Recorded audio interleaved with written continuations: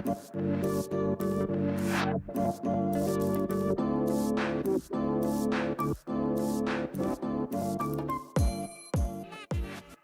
everybody, Jan Bernakovich here with All Points Design. That's allpointsdesign.ca, and Neil Bertrando of RT Permaculture. We are talking today about the Oregon State University course. Specifically, we're talking about assignment 10, that is the rainwater assessment. Now, rainwater is really interesting because rainwater doesn't see shape. It sees everything in a plane view. So even though your house is shaped in 3 dimensions, it only sees the top view. So it's really easy to understand in that perspective. If you've ever seen your site from a top view perspective, or just take the outprint of your roof, that's all we're dealing with. We're just dealing in 2 dimensions, length and width. Now, where this becomes a little bit more involved is that we really want to know these different surfaces, because if a roof is pitched, chances are you're going to have this amount of volume of water you can catch and this amount. It complicates it even more so is if that section is long and you have 2 gutters, the gutters are usually pointed towards 2 different downspouts. So now we want to take that full volume and divide it by half. So we're trying to get a sense of what is the total volume you're dealing with in an urban setting. And if you're not in an urban setting, starting to work with coefficients of runoff in urban settings and taking a look at grass, taking a look at trees, taking a look at roadways. So if you are not in an urban setting and you're in a rural setting, start to play with these different surfaces and start to take a look at the runoff coefficient tables that are out there and starting to get a sense of what that overland flow might be. I'm thinking of a particular student right now in France, beautiful site. As soon as I saw it, I was like, oh, that's a terrible place to live. Beautiful ruins, wonderful site, incredible. But again, it's right on what would be the side of a ridge. And so that side of a ridge is just like the side of a roof. And so we can start to play with catchment calculations on that side of the ridge to understand what they can collect for water, because their major limiting factor, as it is for most sites, is water. And that's what this assignment is all about, the fact that the major limiting factor is water. So this gives us a sense of what we can capture, what we can catch, and how much. There's not necessarily a temporal aspect to this assignment, but we're starting with the big meta pattern of what could we capture in a year? And then as you get further along in your design process for the site, not necessarily in this course, but with the other courses with OSU or your own personal education, you'll start to take a look at what's called budgeting. So understanding how much water you need and what the frequency of events are, because it's usually, what's the word I'm looking for? Not inconvenient, but it's impractical to capture all the rainwater you would need for an entire year off of that total volume. Usually it's what you can catch in between what's called drought periods or periods without rain. So you're trying to budget for the amount of rain or amount of water you would need over a period of no rain. And that's a really interesting conversation when you get to places that drizzle all the time, but they don't actually have big rain events. It's a little bit further deeper than I needed to go. So I'm going to pull myself way back and go right back to 2-dimensional structures, getting a sense of coefficients, getting a sense of where we can take off that water, because that's the meaningful volumes we want to take a look at. Neil, any sort of meta level, pattern level conversations you want to add before we start taking a look at examples? Sure. Yeah, I really appreciate your discussion on water budgeting. And I'll add several links to the help discussion thread that relate to that if you want to dig into it more, because when you do start to think about actual sizing of tanks and stuff like that, that ends up being the discussion you need to get into. I just want to make sure that you hit the key points of what we're looking for on this assignment, which are identifying the impermeable versus the permeable surfaces. These are basically the runoff surfaces versus the soakage surfaces. And then calculating areas for those and doing both runoff calculations as well as where you integrate the runoff coefficient. So as Javin mentioned, we recommend you start with the simple coefficients that are available for urban areas because it starts to get very complicated in the discussion. It looks at land use and soil types and all sorts of other stuff. So there is some estimating going on. So let's start with the simple stuff, and then we can discuss how to go into more detail on that based on the assignments that you submit. Awesome. The last thing I'll say, and this should be repeated, so Neil, remind me as we make the rest of these videos, we'd rather you take a stab at being roughly right than being precisely wrong, either by inaction or by, going down a garden path that doesn't lead you to where you need to go. So you're not going to be perfect on this assignment at the first go. None of us were when we started doing rainwater design and installation. It takes a long time to build proficiency unless you have a background in it. So if you have a background in construction or background in engineering or a background in hydrology, some of these concepts are really foreign. I know they were to me when I started. So take that in. Don't start to take yourself down because you don't understand it at first. If you're looking for a great book, Rainwater Harvesting for the Mechanically Challenged, great book. I read it, helped me a lot. Graduated to other books, and that really helped with the foundation.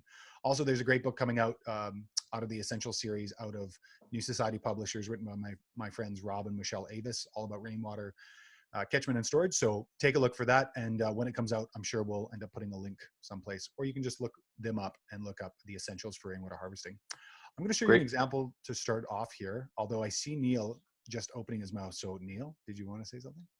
I do. Please make sure that you identify where water leaves the site and where water enters the site. I find this is often neglected in this assignment.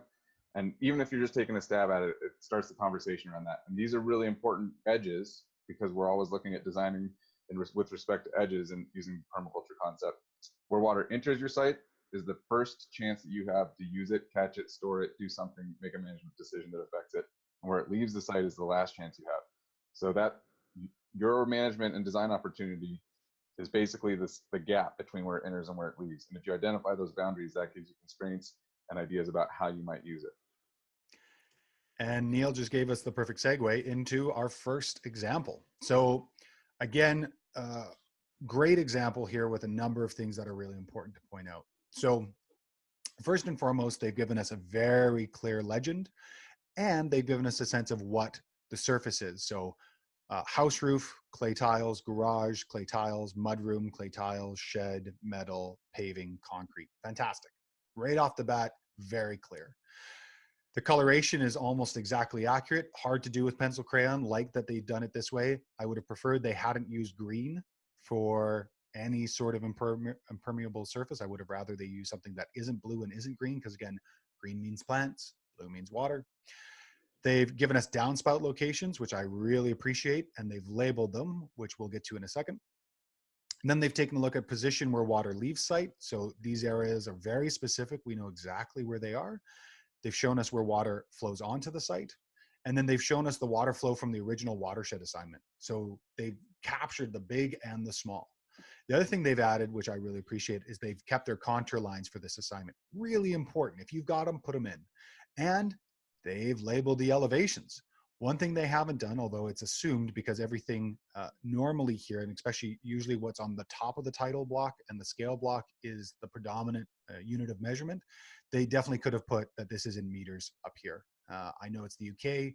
I know they wouldn't touch imperial with a 10-foot pole, but still be great to see. So great legend, easy to read map. Again, using gray out for different elements of the map that you might have previously used, and then using color for what's the active map layer. Great use to really pop what we're trying to look at here. Talked a lot about water leaving the site, where it comes from, water entering the site, where it comes from, rainfall used for calculations. So average rainfall for 20 years, 746.5 millimeters per annum. For those of you that are American and would like to make the smart choice to metric, feel free to start today. It's always a good time to start to using metric. Predominantly winter rainfall, although it rains throughout the year. Reference showing us where that information comes from, really important. Now here's where they really stood out.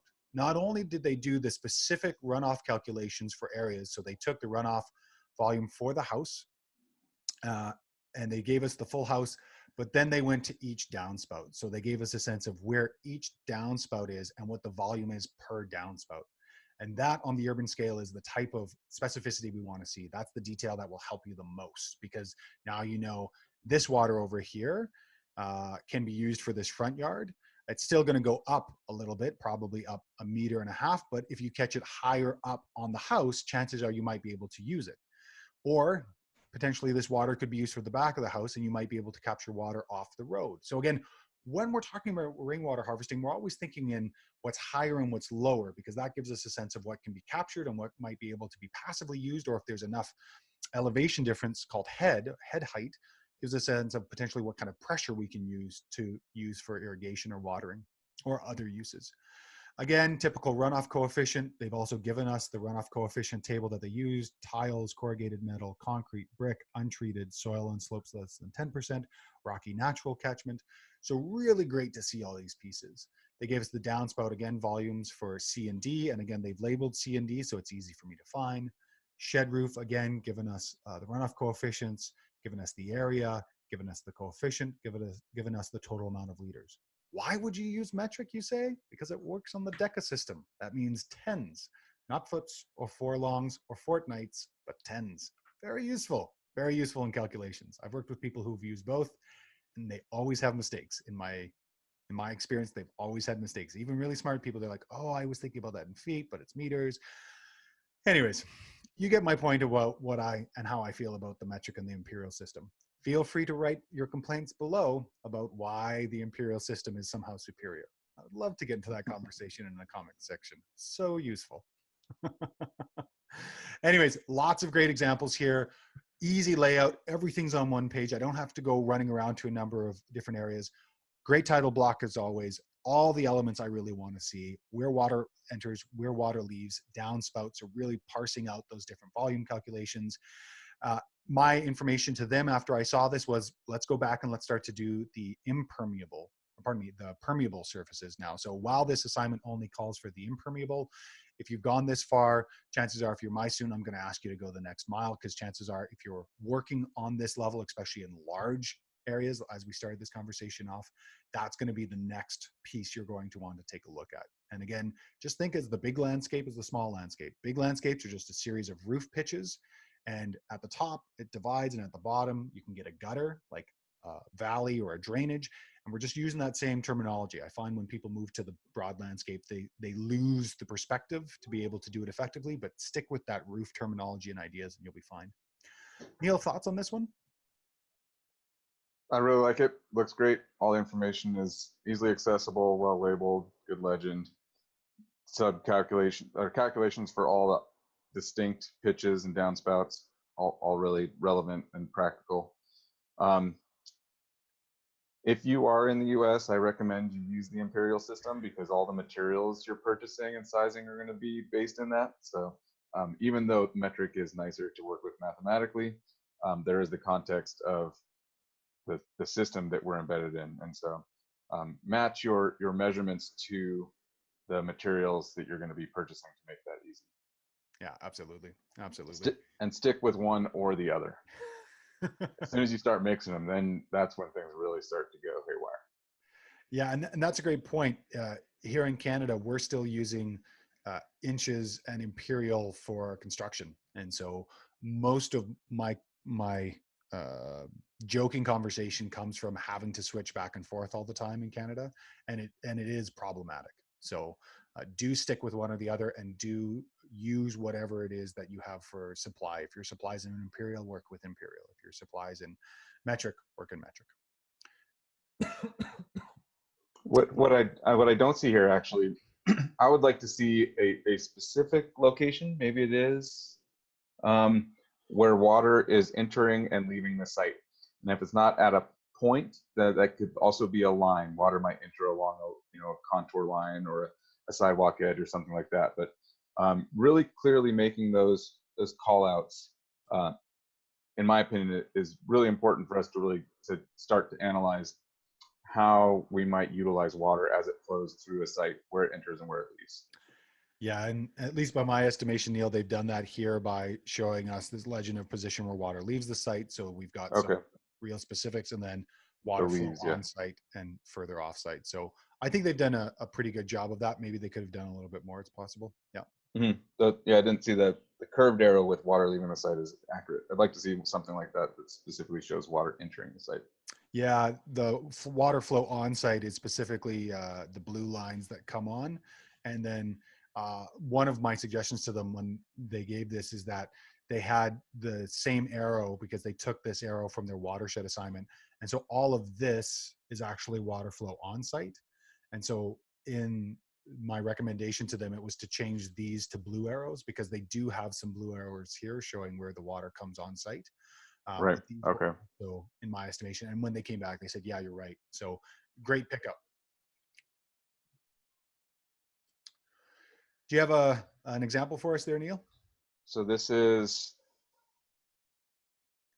a large site where the student has selected a small portion to do this assignment and their intensive design on. The things that I like are that they've clearly delineated the impermeable surfaces.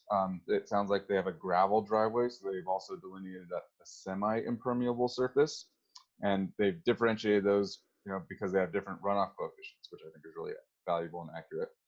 I like that, again, this is all on one page. There maybe could be some description, a notes portion of the title block here that would be helpful. And I would also like to see them continuing their contour lines across their detailed design site. They've cut them off when they inserted this image, which just decreases our capacity to understand the water flow on the site and through the detailed area. So always include those if you can. They have color-coded each building type, each potential catchment area, and calculated for those areas. They've just done it by individual buildings as opposed to for each roof pitch and downspout. So that would be the next step. They have located all the downspouts as well as where they have some existing cisterns. So they've already got some familiarity with capturing and managing rainwater, which is great. So the next step is then to look at and analyze individual pitches and downspouts, because that will be where you're actually inserting water into a tank or creating some sort of earthwork to manage water towards the soil storage. So those are the quantities that you're dealing with when you're actually doing the detailed design work and layout and planning and implementation. They have existing and potential for gutters and downspouts and cisterns. So that's also, relevant and important to identify what's existing versus what is not. They have different colors for, permeable versus impermeable surface flow, which is great. What they don't have, they've got a great picture of an example that they're using where water goes into their hoop house. They're collecting water off of that and putting it into buckets. What they don't have is an image of the entire site. I'd like to see that, and I would like to see where water enters and leaves that site. You might even additionally show where water enters and leaves your area of primary design interest and highest frequency of activity, your zone 1, 2 areas, if you're going to be doing a more detailed design layer just on a portion of your site. And then they have, a suite of notes where they're talking about the things that they've seen. Again, I'd like to see this in a notes call out on the graphic page, just so it's all in one spot. Javin? Yeah, a couple of notes on this one. Personally, for me, I find that the dominance of the pattern they've used for impermeable and semi-impermeable takes away from some of the legibility of this. So I probably would have changed the opacity of that, probably change that to 50 or 25% opacity, because it does take away from the coloration. It took me a second to match the rainwater runoff catchment potential at the bottom to the different colors up top. So I would have changed that. Also, the white box, I'm having a hard time understanding if that's the material storage or if that's just everything all together. I think that's what it is. It says total. Okay. The problem there is that, of course, I'm looking for that as a legend item. So I'm thinking, is that the whole box? Is that just all the boxes combined? So a little bit of question there for me. It would have been nice to see the materials. So barn workshop, is that shingles? And then the greenhouse obviously is poly. Is the house shingles? Is the pump house metal? Would have been nice to see some of that. Most of the gutters are pretty self-explanatory in terms of their direction. Hopefully they are directed towards the downspout, not always the case, but especially with long runs, it can be useful to see where those move. The impermeable surface water flow arrows are very hard to see. I would have chosen a different color or a different way to do that, just because it really clutters the visual language here. So it's very difficult to get a sense of that. Probably would have stuck with blue, but a different blue or a different line weight, or even just gone with black. More than fine there. Nice to see the labeling. I probably would have put the labeling off of the surface. The whole point of this map is the surface itself. And again, if you're going to be using boxes for some kind of legend, now I'm looking for boxes, and if the legends are boxes as well, it just, the visual language is a little muddy. Contours would be nice to see the elevation difference. So starting to see what that looks like.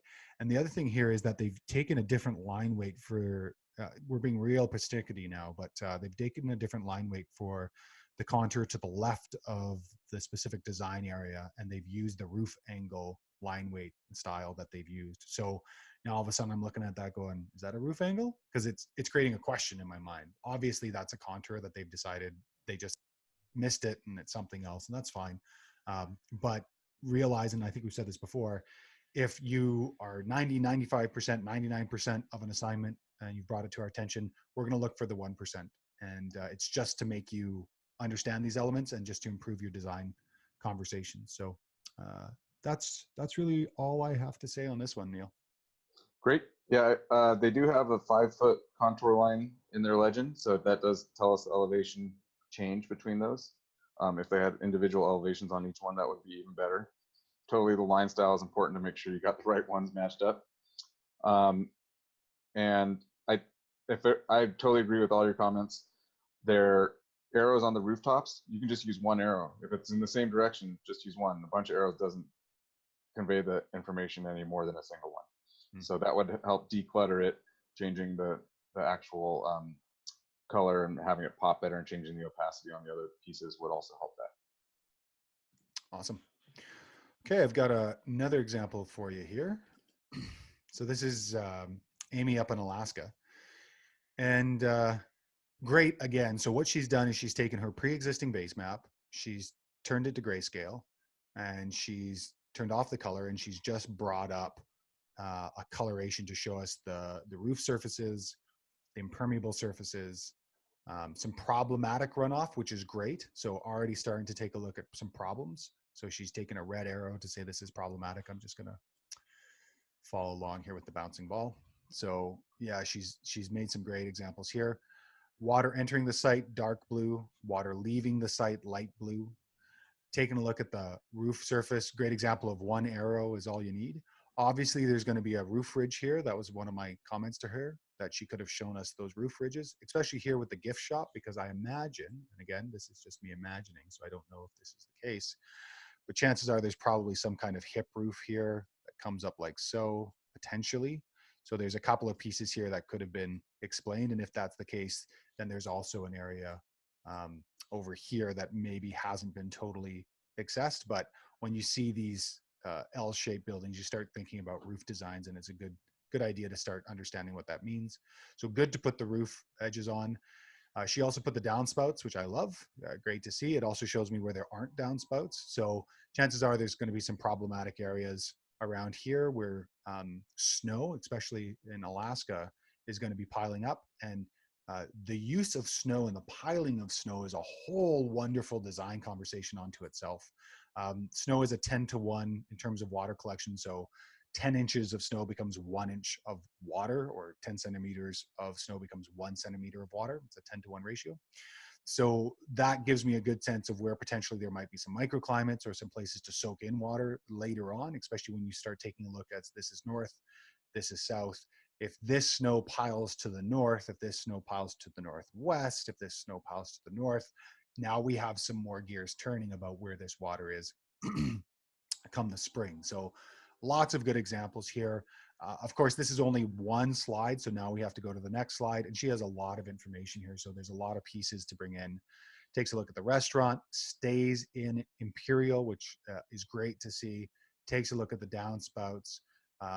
Would have been nice to see those downspouts parsed out into those specifics. And then starts to talk about the design. So, major precipitation in this area is August through December. Collecting and storing runoff from some roof surfaces would be beneficial. Routing rainwater runoff for roof surfaces using swales and ponds to the desired location. So starts giving me a sense of what she's thinking about, which I can then comment about.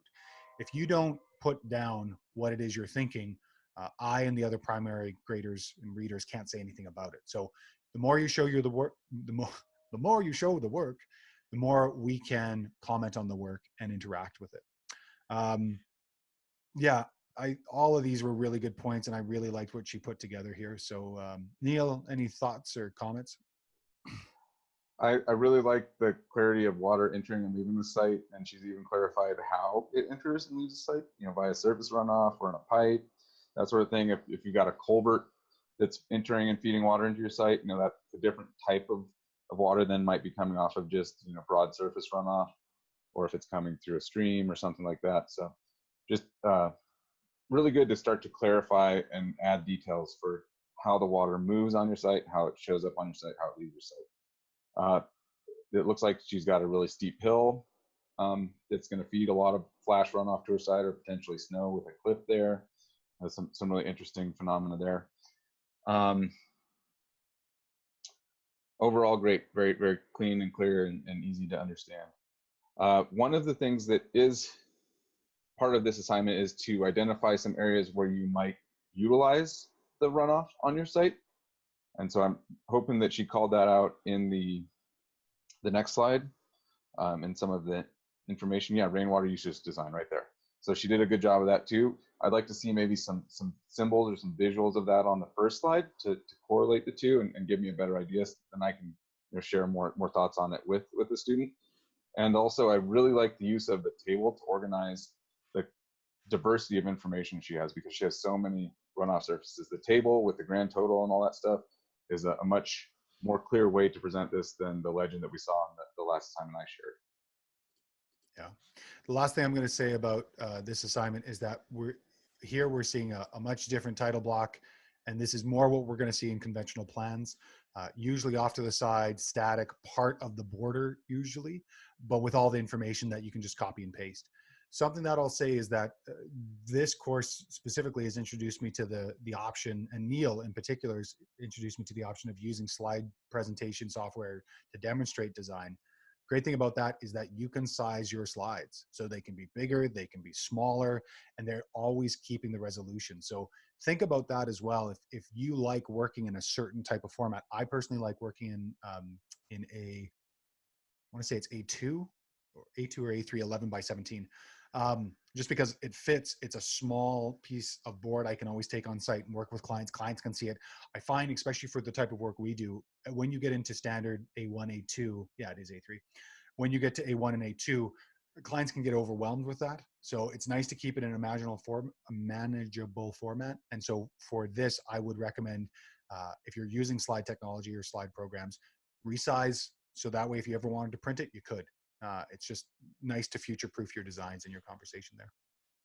Yep, great. And I added some title block templates in PowerPoint to the help section, so check that out. Those are in A4 or 8.5 by 11 size, but you can always just change the size to 11 by 17. That's my preferred size as well. It's big enough that it's easy to work in. It's small enough that it's cheap to print. And and then you'll have to resize some of the boxes and stuff. But those give you some examples, and then you can work with it if you want. Awesome. Neil, did you have another example, or? I do. Okay. So let's see, share.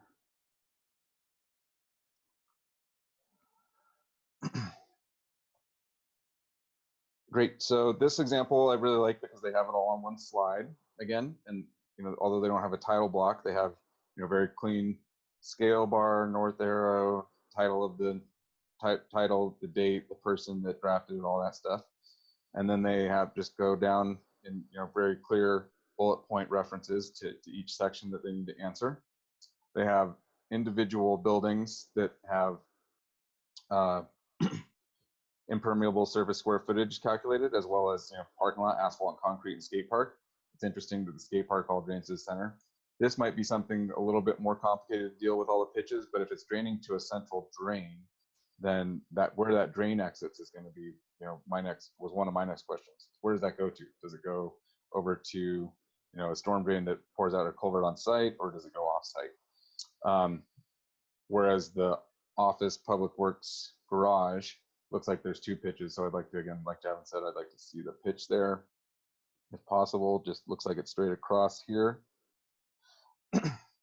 And the asphalt, which way does that actually drain? I'd like to see an arrow there that shows the water flowing at. They do have, calculations for each of these areas. The office building awning, the storage shed, picnic shelter. So even on little buildings, and this picnic shelter looks like Javin showed, it's going to be a hip type of roof. I'm going to change my color on that. And something like that is what it looks like when they've got the different arrows coming off. So adding in the pitches is always helpful. And ideally in a, not a wiggly line like that, use a straight line tool. The other thing I like is that they have the water entry and the water exit from the site. And water exits in 2 locations, it enters in 1. I'm wondering if there's any water entry on some of the lower half of the site, the southern portion, and or water exiting, or if all of it really comes out this direction. So having some topography would be helpful here as well, if that were available. But overall, great work. She doesn't propose any uses, so that's one thing I would also like to see, is what are your proposed uses for any water that flows on your site, any potential storages, or even just are you going to ignore using rainwater runoff because of some sort of financial or other challenge, would be more, make things more clear. Javin? Yeah, a couple of things. When you start working on public projects, be they universities or cityscapes or municipalities, the pre-existing water infrastructure is important to note. And so part of that is reaching out to municipal services and contacts and starting to ask, where are the drains, where are the pipes? Sometimes they are open to sharing that information. Other times you'll have to do site assessment. So the skate park will have a couple of drains in it, or it's a pond, because if everything drains to the center there, you're going to have a filled up pond and not a skate park. So I'm curious already, where are those drains? Where did they go? Similarly, if you haven't already, or if you don't know, it's a good idea to start taking a look at the as-built of your buildings, if they exist, starting to see where the perimeter drains are, where they go, if you can tie into them. All of that's important pieces. What else did I have here? Road direction. So sometimes, this was especially true in a project I did in Africa, the only roof, quote unquote, roof that we had access to was the road, and the road would become a torrential river once every day in the dry season between 2 and 4 p.m. and then during the monsoon for its entirety. So the road was our catchment surface, and so we took the water off the road by creating a speed bump and brought the water into the site, and that's what turns that entire site. That's the engine. So knowing what the water is, knowing what the direction of the water is on the road and where it flows in the ditch, really important, or where it flows on the asphalt or the pavement, and then where the drainages are is really important. So do take that time to show us that, because especially there's an example in this assignment work from Andrew all about Brad Lancaster and his curb cuts, and how he started a process of taking water from the road and bringing it into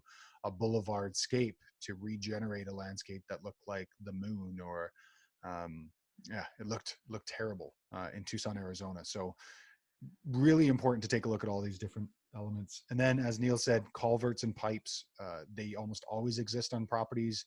You usually forget about them. Good to see where they are and what they're doing. So great example, Neil. Thank you.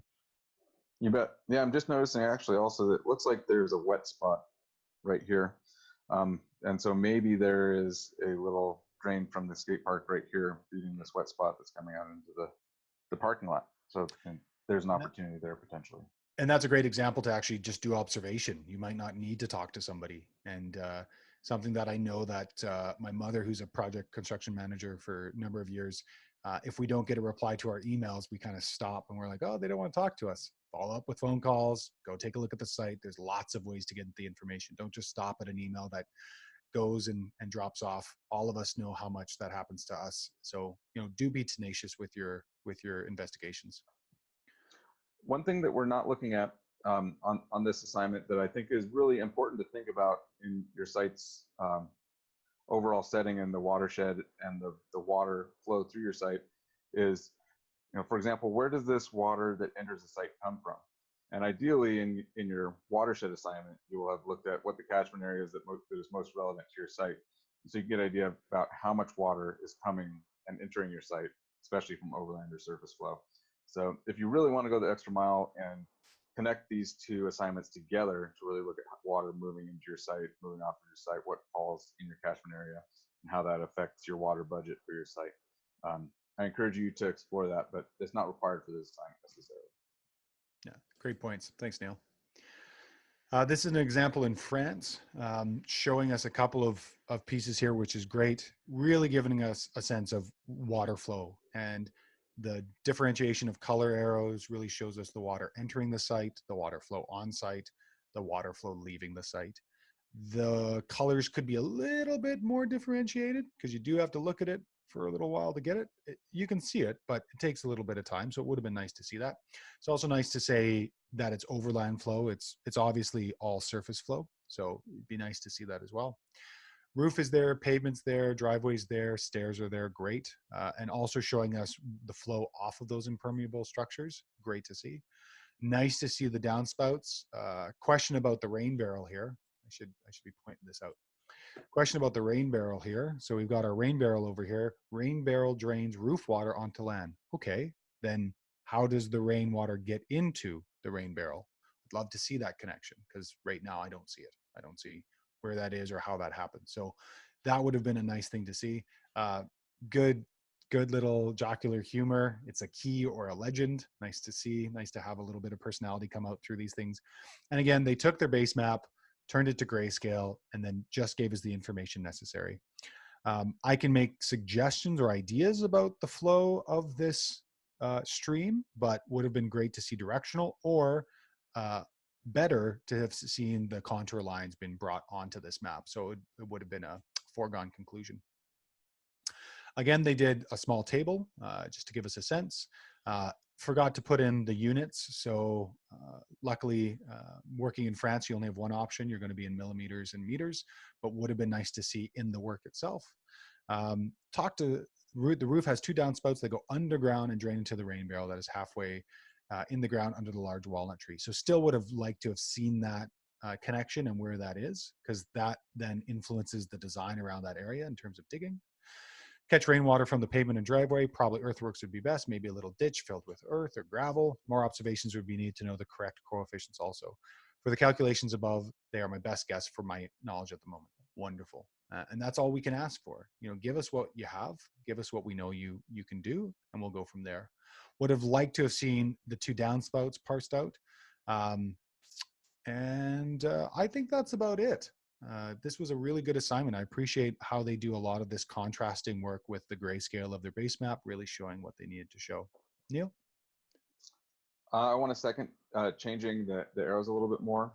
Either if you really need to, change out of blue or change the arrow type, something that makes it easy to differentiate. I would just use fewer symbols, like one long line with an arrow at the end would have told me the water flow down the street, for example, or some of those water flows across the property. Other than that, on the map, I think everything you said is basically summarizes my thoughts. Overall, it's really clear and easy to see what's going on. And I really like the last thing you pointed out, that they have in the text, these are my best guesses. Here's the next set of information that I need to go looking for to improve my understanding. And what I don't see on here is a date.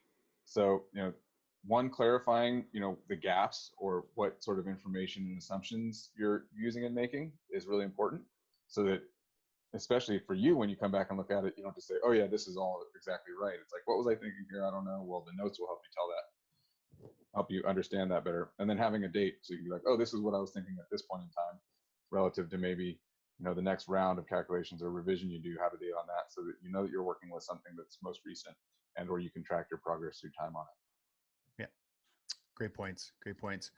Neil, do you think we've covered it, or should we show a few more examples? I think that's good enough.